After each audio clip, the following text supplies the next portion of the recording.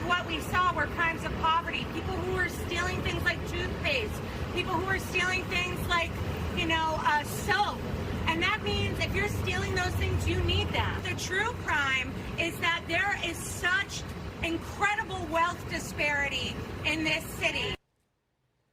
DSA member and New York State Assemblywoman Emily Gallagher says it's okay to shoplift if the thieves have a, quote, biological need for the products. New York Post asked shoppers in the city about the DSA member's shoplifting defense, and one said, quote, it's foolish to think one should not be punished for stealing. It is a crime. Another pointed out, quote, people are going to feel entitled because they know they can walk in and walk out and nothing will happen.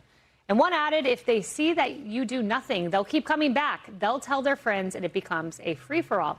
Pretty much common sense there.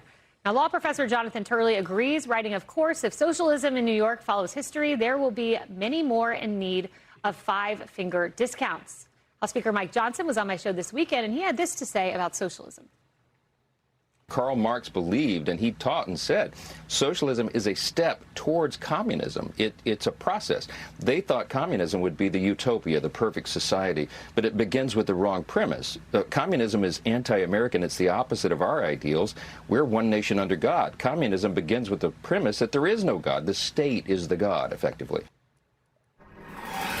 Emily, so it's not stealing if there's a biological need for the product. This is insane. It's patently absurd, and it's embarrassing, frankly, that this type of immature viewpoint is allowed here. We're in Manhattan, for God's sake. Like, it kills me that there has been some type of translation and direct line from these kiddie school classrooms on whatever their Tony schools are to all of a sudden actually having legislative or decision-making authority here in this street.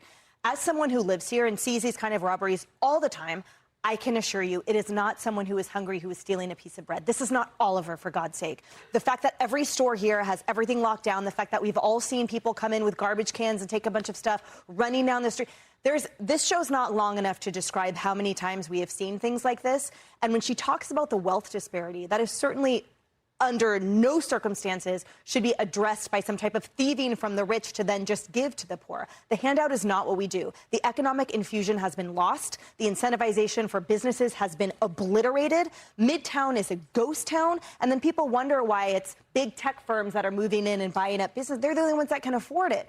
So if she continues down this academic path, she will see for herself that the city will crumble even more. But I wonder also what she's going to do the next time she's the victim of the robbery.